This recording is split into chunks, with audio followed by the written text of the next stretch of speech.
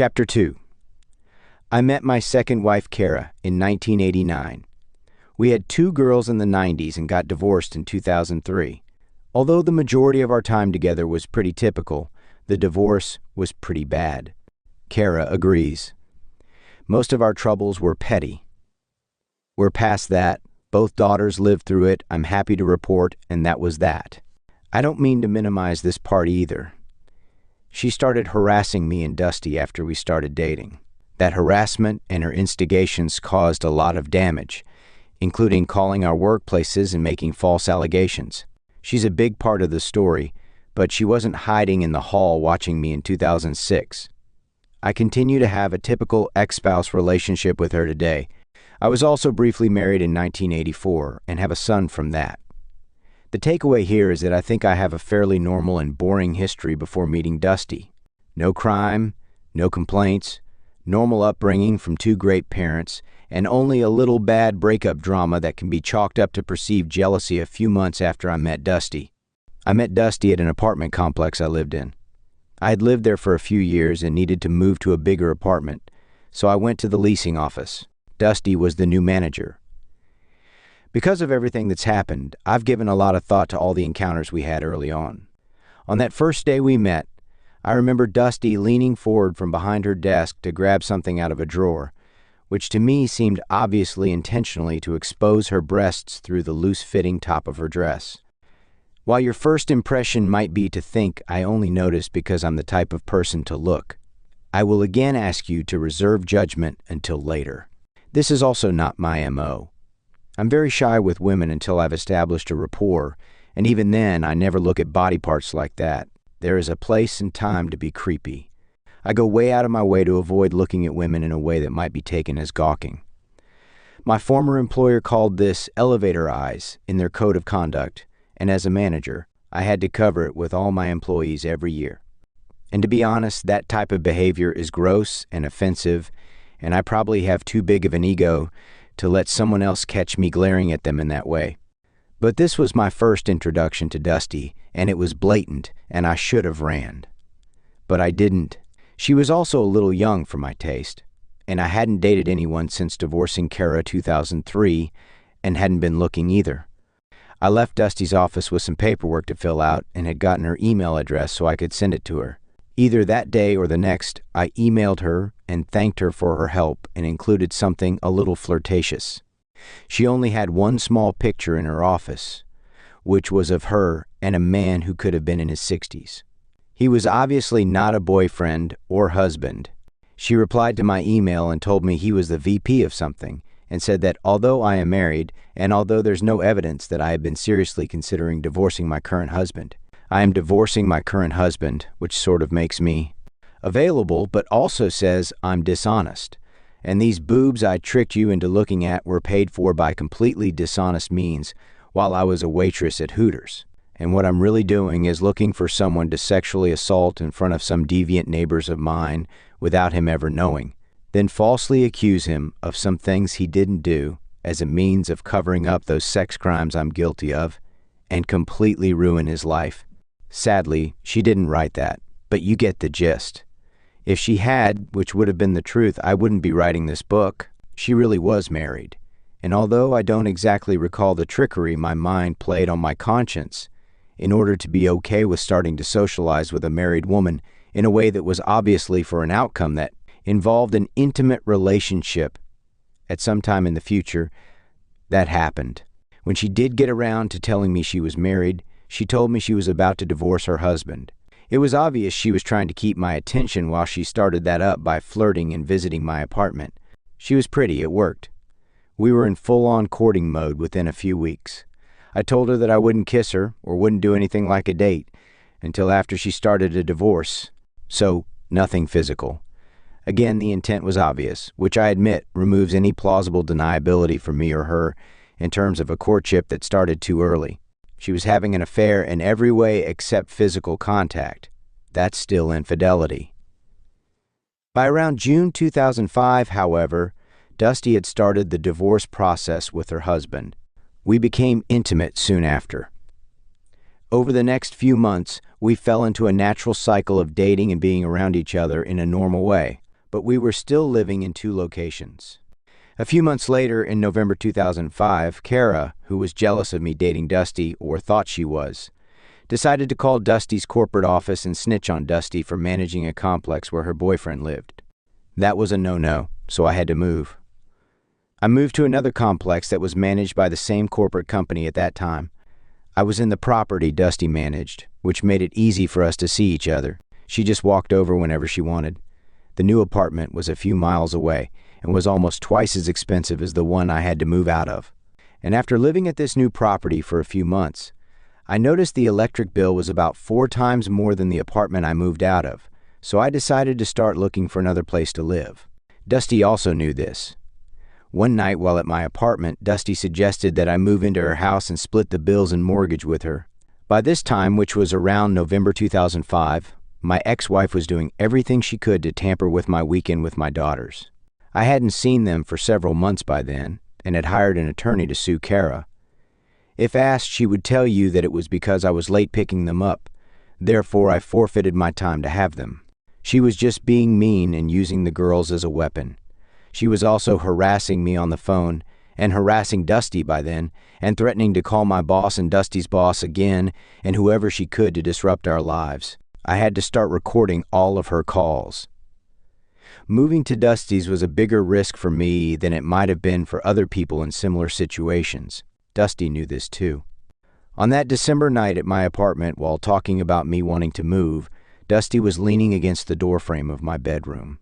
I walked by and she pulled me in and started one of those real close face-to-face conversations that implied sincerity. She began telling me that, while she knows Kara is going to keep tampering with visitation and that it will likely get worse before it gets better, I could trust her. "Why don't you go ahead and move in with me now and get that part out of the way," she said, pulling me in closer as if to be more genuine. I was 40 years old then. If that type of conversation had taken place when I was in my 20s, I would not have been as clear on a few things I needed to feel good about before agreeing. I had been a manager at SBC for a long time by then, and if nothing else, they taught their management how to have meaningful conversations when it mattered. The reason I'm explaining like this is to offset the obvious desire to want to trust someone you just started dating. That's normal. But there was more to this than just me moving 25 miles away from my office just to live with Dusty. My attorney knew I was dating Dusty and had already warned me not to shack up, as she put it. I had a pending lawsuit, and shacking up would not look good to the judge. That was my clear message to Dusty that night. I have to be able to completely trust that you will not turn into the girlfriend from fucking hell. "I won't, I promise," she mused, pulling me in even tighter. "If you go ahead and do this now," she said, "you can get it out of the way, and you know you can trust me. I don't play games. I would not do that to you." Visitation with my daughters was on the line. Nothing was more important. Dusty was lying. I am positive about that now. I am not positive about all the reasons why. The simplest and obvious reason is because she needed help paying her mortgage. I get that. No big deal. The fact she snuck someone into our house to watch us have sex 2 days. After I moved in, however, is hard not to include as a possible reason why she talked me into moving in with her. More than one thing can be true at the same time, in case you didn't know that. I gave in and agreed to move in with her. I made the last trip to Rockwall with the last load around 4 a.m. on February 17, 2006. One day later, Saturday, someone was in the hallway behind the camcorder that was on a tripod and watched us have sex for at least an hour. They could have only gotten in with the help of Dusty. One day. It only took her one day to introduce a sex crime into the situation. Dusty convinced me that I could trust her, that she was different from most girls in terms of understanding the visitation problems I had, and never said anything about having financial trouble. As well, her soon-to-be ex-husband had not paid her any child support yet, and she had been separated since June, 6 months before I moved in. If she couldn't afford her house, for instance, I feel like some type of notice to foreclose would have been sent to her. But that didn't seem to be the case. She was caught up from what I saw, and I know this because I almost immediately started paying her entire house payment. I still have the checks. Moving in would obviously help with her finances. I can't say that wasn't something she considered. But one day later, 36 hours later, and she's left some door unlocked and told someone to come on over. Below is a screenshot of the video taken the first weekend I was living there. The FBI was kind enough to staple this screenshot to the front of their 302, and I received a copy in discovery. Notice the date, 2 days after I finished moving in. Notice the time. Dusty had bought a camcorder about a month before I moved in with her. I needed one because my attorney wanted me to start recording dry runs I was making to pick up my girls on my court-ordered weekends. I had been borrowing one from a friend at work for that, but needed to get it back to him. We also started recording our sex with it. Dusty later told the FBI that that was my idea. I can't remember. I don't think it matters really, unless I had introduced it without her consent. That was definitely not the case. Her implication to the FBI was that she reluctantly went along with something I introduced. That's not remotely true. And Dusty was a former Hooters waitress, so dressing up for attention was something she had done after her career at the Rockwall District Attorney's Office as a runner. Dusty was like a stripper in a lot of ways. She had a boob job, she had a striking face, and always a perfect tan from a tanning salon, and she loved looking in the mirror. I was 12 years older than her, divorced 3 years earlier, and was already losing my hair. I don't remember who suggested the camcorder first, but I can promise you that I wasn't the star of that show, and we both knew it. Dusty later swore to the FBI that I wasn't the star, so this is not speculation, it's fact. I never even watched anything we recorded until a few months after we broke up. You'll understand why soon. When I did finally watch them, and in light of everything else that I knew by then, she was a non-fiction manifestation of Patrick Bateman, the serial murderer in American Psycho. The personality, not the murderer. There is one sex scene in that movie where he looks into the mirror and raises his arm to point at his reflection in the mirror, smiles, and is obviously thinking, "Hey buddy, good job." It's creepy as fuck, and Dusty did the same things. She even had a mirror with her at all times in the bed. The only thing missing is her pointing directly at herself in the mirror. Everything else is there, and she was pointing, just not at herself. She gave some hand gestures a few times to her friends in the hall right outside our bedroom. We were using meth on some weekends, which made for marathon sex, and also recognize I'm doing this while my ex-wife is doing everything she can to keep me from seeing my girls. I can't explain that away with any acceptable excuse. On this point, Dusty will also tell the FBI that she only took meth while we were dating because I had it around. I'm not defending the use of meth. I am also not asking for any mitigation on this point. On the contrary, we were partying every once in a while, and this drug just made those moments last longer. At this time in our relationship, everything seemed great to me. I knew 3 or 4 people who always had it around, so once or twice a month we would buy some and we'd stay up all night having sex. And as you can see in the previous screenshot, Dusty is dressed for one of those all-night sex marathons, and it's 7:22 a.m. on a Sunday morning. Her kids were gone to her soon-to-be exes, so we were alone. At least I thought we would have been alone. I expected to be alone, with her only.